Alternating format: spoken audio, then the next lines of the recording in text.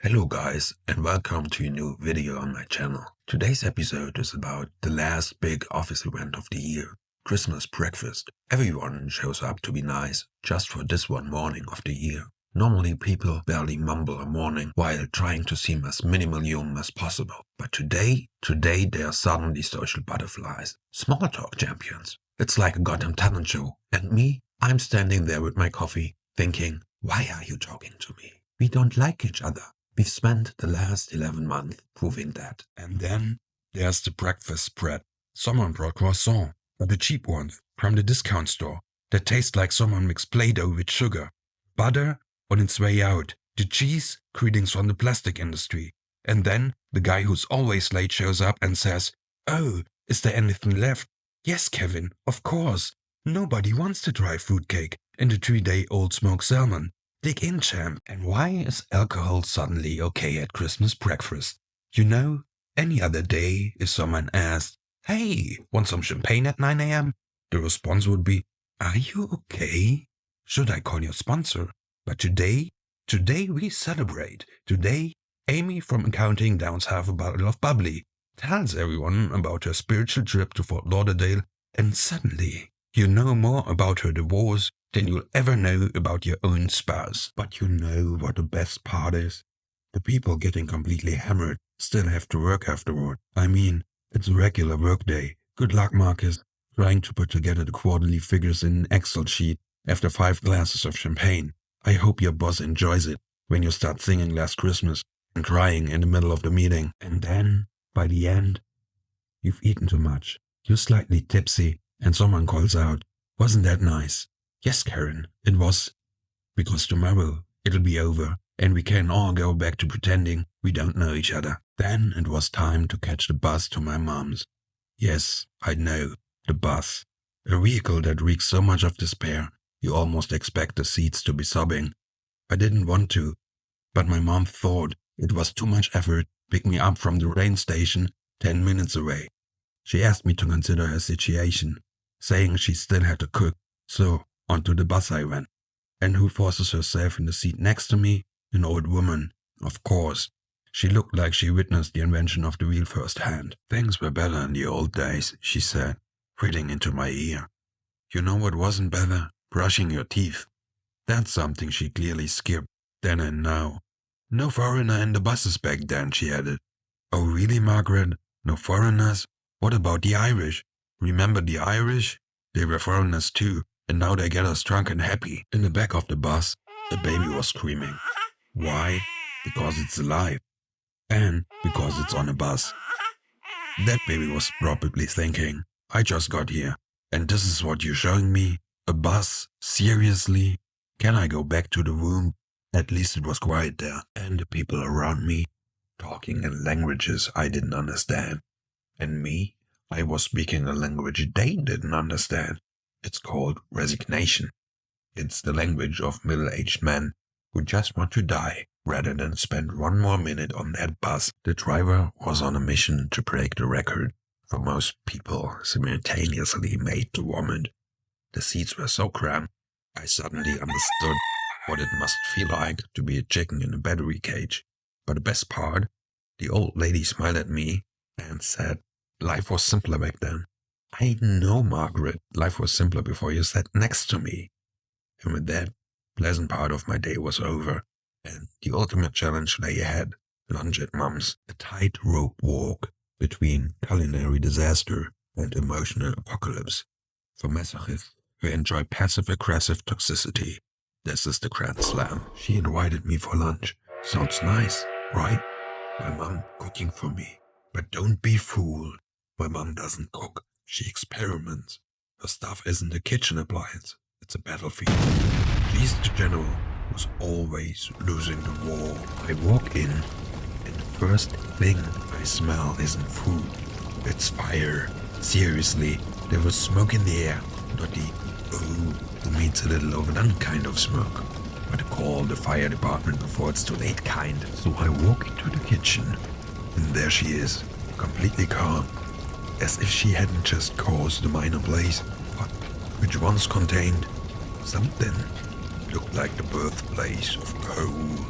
"Oh, It's just a little burnt, she says. A little burnt, Mom. It looks like Satan himself made chili in there. Why did this happen? Because your mind was elsewhere. My mom is always elsewhere. She has this habit of drifting off to another dimension in the middle of things, like a radio station suddenly switching frequencies. I was thinking, she says, we are all divine beings, incarnations of something greater. So there I am, staring at a plane of burn, whatever it was, while my mom explains that I am essentially God. My son, do you understand? You are a divine soul in a human body. No, Mom. I am a 37-year-old guy with a whole bunch of problems. If I am a divine spirit, we are all in serious trouble. Or it would explain a lot, but she's persistent.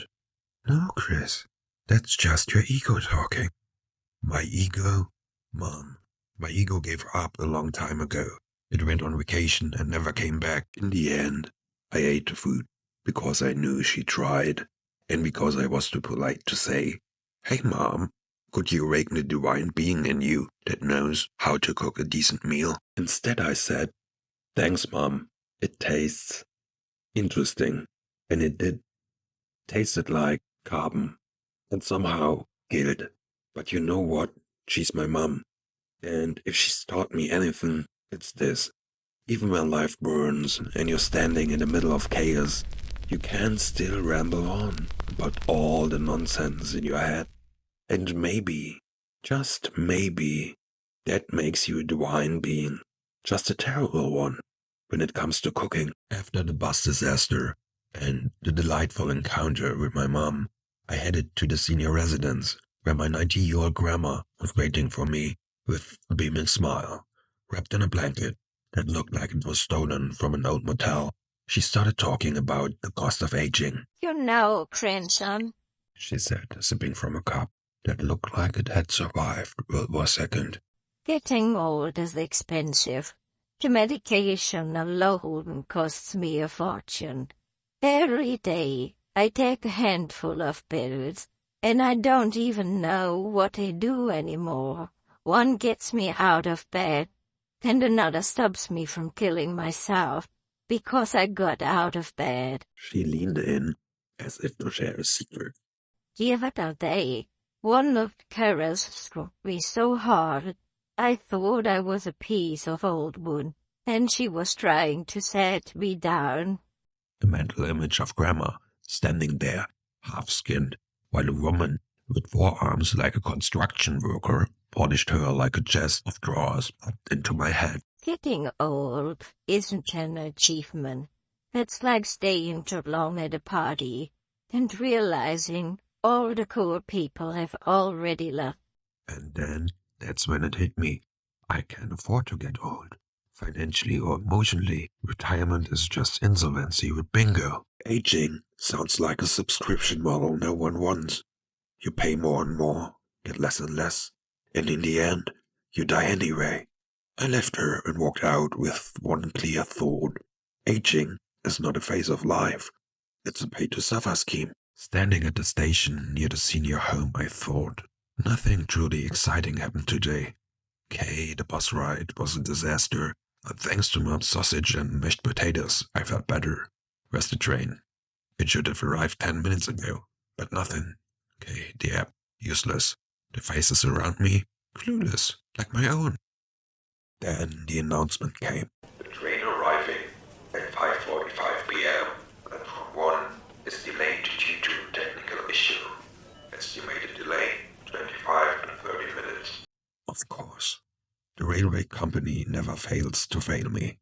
Perfect timing. Today of all days, I decided not to bring gloves. I paced the platform like a zombie, trying to warm myself with thoughts of hellfire. Unfortunately, hell seemed to have risen over. I was still freezing. Eventually the train arrived, packed tighter than a sardine can.